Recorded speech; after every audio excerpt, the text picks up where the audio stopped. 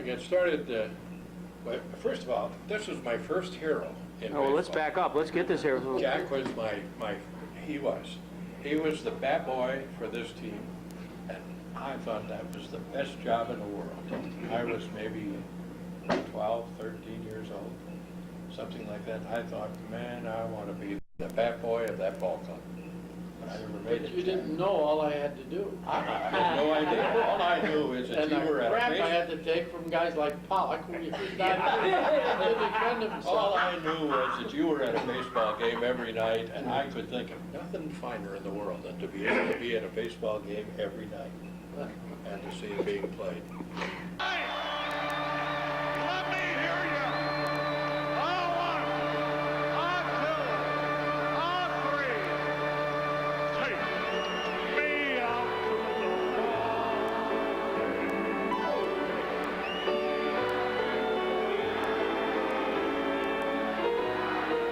Peanuts and Cracker Jack.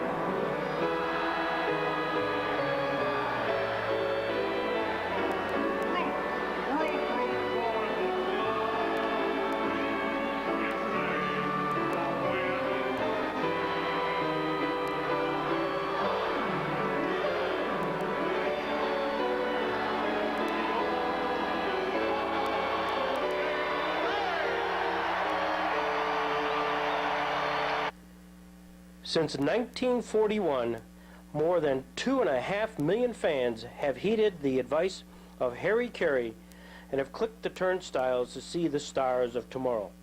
Over 100 Jamestown players have graduated to the big show, with Nellie Fox being the only one to go from Jamestown to Cooperstown. What was the backdrop which permitted this jewel to be built in Jamestown, New York?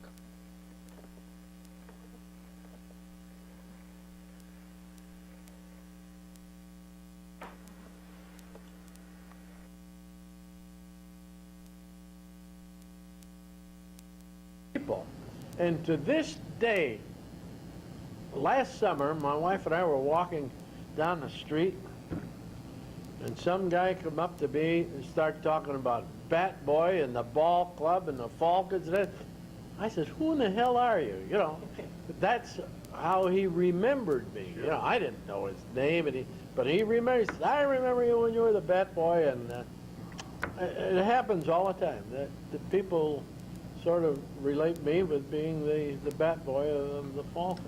Yeah. Some ball games down there, and it was just like I'd never left. You walk into that stadium, and you know that stadium looks just exactly as it did. When was that stadium built? 41. 41. It was good it was built that year, wasn't it? Because following year, they wouldn't have put up the money for it because of the war. Probably They right. couldn't have gotten bricks for it. All the bricklayers would be off training someplace. But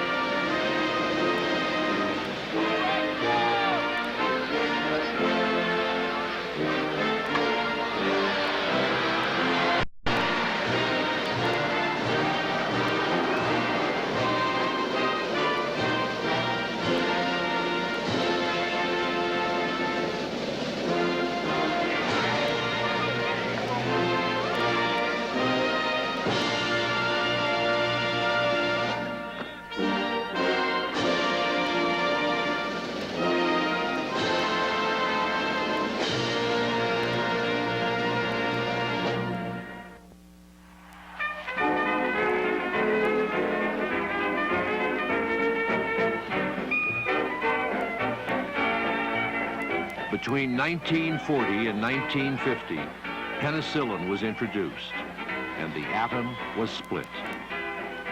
Orson Welles made his masterpiece, Citizen Kane. Rodgers and Hammerstein's Oklahoma opened on Broadway. And Franklin D. Roosevelt was elected president a third time and a fourth. Overshadowing everything was a world war that would cost more than 55 million lives.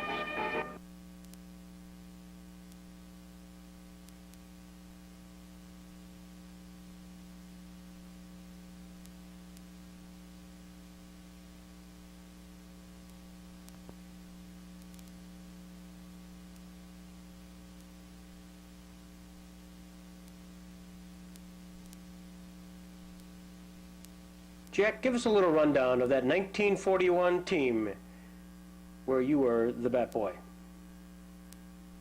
Jack, But- who played first base then? Frank Heller. Frank Heller. Frank Heller played first, Malevy played second, and O'Neill played short, and Frank Carswell played third. Frank Carswell came up there and from Texas. And didn't he bring his mother with him, John? Yeah, Frank Carswell, yeah. Yeah, he was kind of a mama's boy, so he brought mama with him. And John Newman played left field, and Wilbur Hardin, I think it was his name, played center, and Earl Rapp played right field. And the pitchers were Schmidt, Schmerker, Schaefer. Oh, God. Stanley Rogala was a relief pitcher. I remember him. Then they had a flaky sort of a guy. Remember Bob Swanson? Oh, geez. Yeah. He was sort of the village idiot of the team. I thought, anyway. Always got to have one of those, Jack.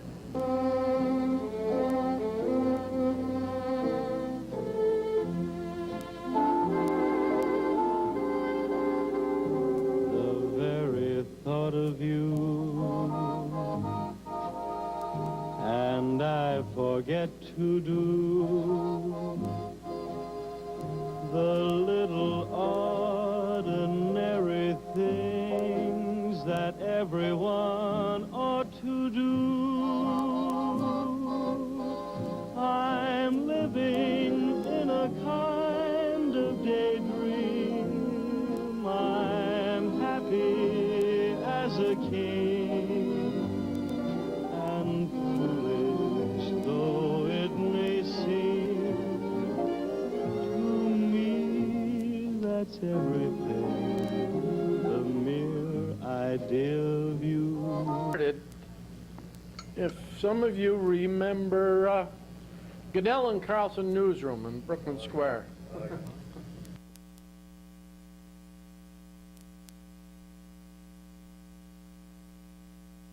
Name of Ernie Carlson was one of the owners. And I used to clean my dad's barber shop, and every night after I'd finished cleaning the barber shop, I'd walk down Main Street into Goodell and Carlson Newsroom because they used to post the baseball scores back there. They had Pat Gallagher, a little short guy, a little mustache. He used to walk up and down the board, and they had their ticker tape there, and I was going in there every day to check on the scores and just hang around there. And one time, Ernie Carlson asked me, he said, you know, we got a baseball team in town, and they're looking for a bat boy. Would you be interested? And naturally, I jumped at the chance. I said, sure. What do I have to do? He said, well, you can stop by here in a day or two, and I'll tell you.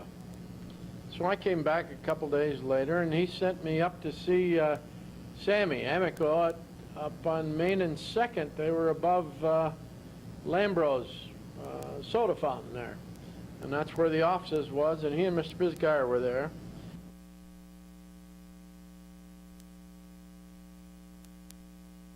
He told me a little bit about what I'd have to do, and I said, okay, I'll take a crack at it.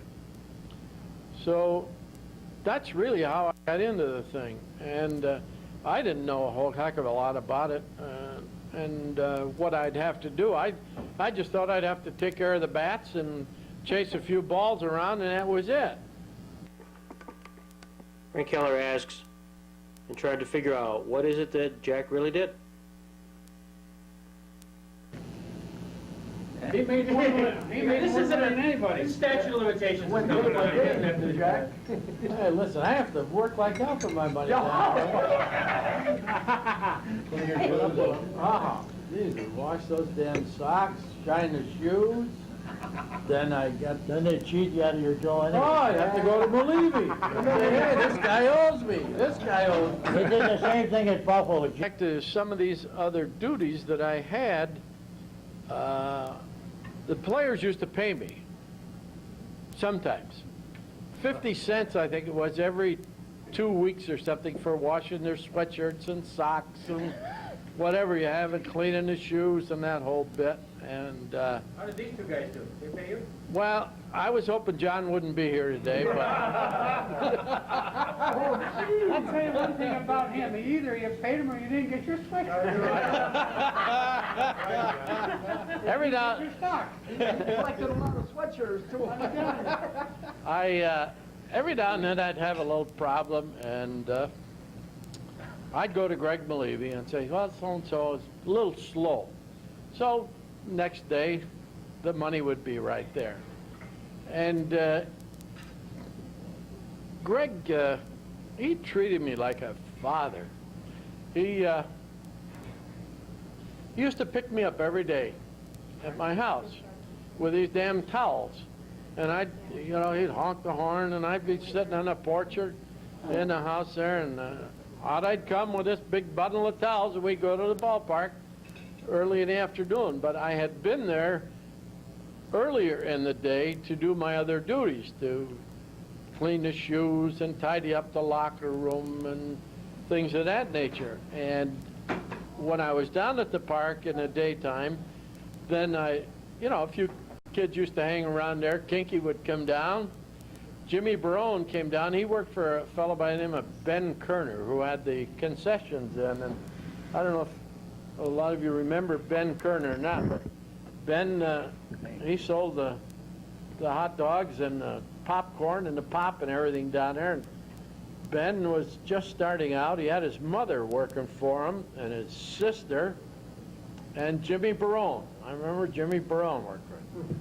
And I remember the mother, she would be looking for Jimmy. Jimmy! And he'd be out roaming around, or he'd be in the locker room playing with me or monkeying around with me. Ben Kerner, went on to be quite a guy. He did quite well in professional basketball. What about the great Johnny Newman?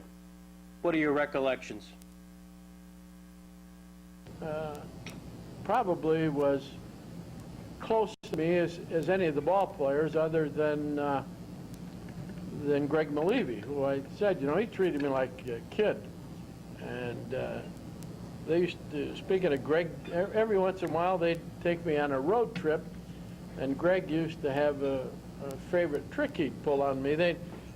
He'd be driving the wagon, and I'd be sitting in the middle, and there'd be somebody else over here, and I'd doze off and fall asleep, and he'd slam on the brakes and toot the horn, and Jesus, I'd wake up and, wonder what the hell was happening. Oh, God. But we had a lot of good fun, and the players were all good to me. I remember one time Johnny Newman got a new baseball glove, and geez, I liked that glove. And so I was playing a little bit myself, so I grabbed the glove and went out to play one day, and Newman wasn't around. God, I wasn't out on that ball field 10 minutes with guys in the Muni League, and down comes Newman. And give me hell. Oh, he gave me hell for using his brand new glove. But Jesus, I love that glove. Those characters around the stadium. I don't know how much conversation you guys have had about baseball fans, but we had some. Oh, God. Of course, I think the majority of those guys that used to sit behind first base, I think they oiled himself up down the Stadium Grill or Buffalo Grill beforehand, you know. Claire Barstow? Oh, God, I remember that. Claire Barstow with his little cap tipped to one side and that cigar out of his mouth. He'd sing and dance. Benny Bulow, the old bread man, he would be out there, holler, perk up out there, perk up out there, come on. But they had some good loyal fans, and of course, Dick Sherman, everybody remembers him. Dick was pretty good to me. Dick used to take me around to some of the road games, and I'd ride with him. We'd go to Bradford. I can remember coming back from Bradford nights after a game, and you got that fog had set in, and you know, you'd hardly make it home. And Dick would, he'd put the pedal to the metal or metal to the pedal there. But Dick was a nice fellow. And we had some big crowds down there. Hell, there was nothing to have 5,000 people there. And they followed the team out of town. They go to. Speaking of out of town, tell us about Jake Pidler. The best manager, in my estimation, who treated me the best, was one of the most hated by the fans, and that was Jake Pidler. You know, I always liked to see Jake Pidler come to town because he was good for a couple of bucks. He'd give me a couple of bucks when I'd bring him his towels or something. He was very nice. Jack Sanford was a nice guy, but Jake was just about the best. This is a picture of Jim Barone in 1942. Did he succeed you? My job, I gave him some real intensive training there in 1941. He spent more time in our locker room than he did working for Ben Kerner. And Ben's mother used to get on him something off of Jimmy, Jimmy. Oh, God, they were looking for him all day.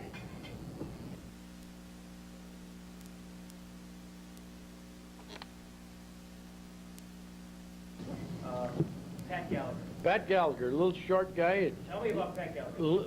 Little mustache. I don't think he had a tooth in his head, did he? God, he used to be back there by that ticker tape, you know. And one thing that amazed me about that ticker tape, Lyle, and you may remember, I didn't believe this was true, but they tell me some guys had an ear for that tape that, by God, they knew what was coming over that tape when it came on. Yeah. But Pat used to post all the scores down there. I don't know whatever happened to him, but he always amused me. You know, he was funny, sort of like Ikey Carmen was around the humidor, you know. Pat's up there keeping score on the board. He, gets it off the tape. So, I don't know what team it was, but they scored 11 runs in one inning. So one of these wise guys says, Pat, how can that be? How many ball players on a team? Pat says, 9. He says, how the hell can they score 11 runs? So he erased it and put it 9.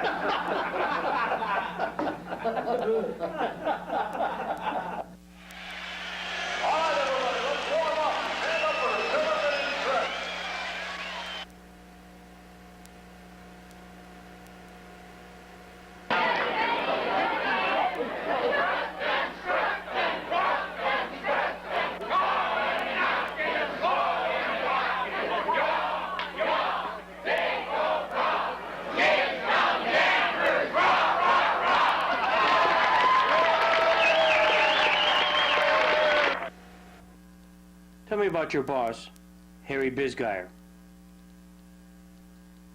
Told me in 1942. And, the ball club was good to me. Hell, they took me to Waynesboro for spring training. I roomed with Johnny Newman down there. And I came back and took this job in charge of the ball shaggers, And things weren't going right, and I was really getting angry. So I went to Bisgeyer and I started complaining, and oh God, I up one side and down the other. He looked me right in the eye and he said, "Are you dissatisfied here?" And God, I was afraid to answer him. If I'd have said yes, He'd have thrown me right out of that room, you know, really. What were your recollections and highlights of that first year with the likes of Johnny Newman and that new ballpark? Well, people, you know, people hadn't, in Jamestown, hadn't seen anything like that. First of all, we had this nice, brand spanking, shiny new ballpark with outfield fences and advertising on the fences, you know, holy Christ. They had seen that in the big leagues, but, and maybe Offerman Stadium in Buffalo, but here we are in little old Jamestown, and all of a sudden with a big stadium like that, and see a guy like him get up and knock that ball over that field. Those people went crazy. They went crazy. He, The Babe Ruth of the Pony League. yeah, he was. Jack, you were a celebrity. Here you're seen coming off the field in 1941. It says, Falcon skipper leaves diamond after injury. Manager Greg Peterson is shown after he trudged off the diamond in the first half of the first inning of Jamestown's clash with the London Pirates. From left to right, pitcher Dick Schmidt, batboy Jack Gallagher, and Greg Peterson. What was it like to be a celebrity? Your ego, you know, when people come up and ask you for your autograph. Oh, God. How'd you feel the first time somebody asked you for your autograph? I didn't know what to do, really. It's funny.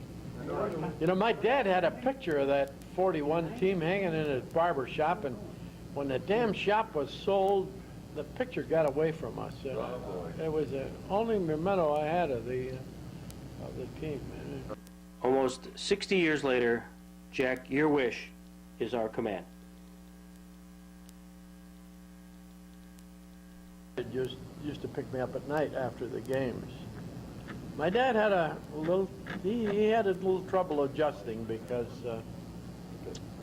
he was a little uncomfortable with me being around there for a while because I guess he didn't think his son had ever heard that kind of language and all that stuff before, you know.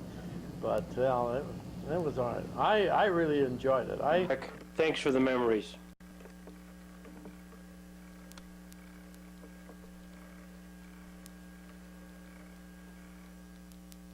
That you shouldn't live in the past. It's dangerous. But to visit it is just a wonderful experience. I'm Kristen Stein, Director of the Fenton History Center in Jamestown, New York. We hope you've enjoyed this presentation, which is just one of many stories from our community's rich history. The Fenton History Center preserves our shared history through the presentation of educational programs and exhibits, the maintenance of a collection of local artifacts and archival materials, and a library specializing in local history and genealogy, all for the benefit and use of the public. For more information about the Fenton History Center and its activities, call 664-6256.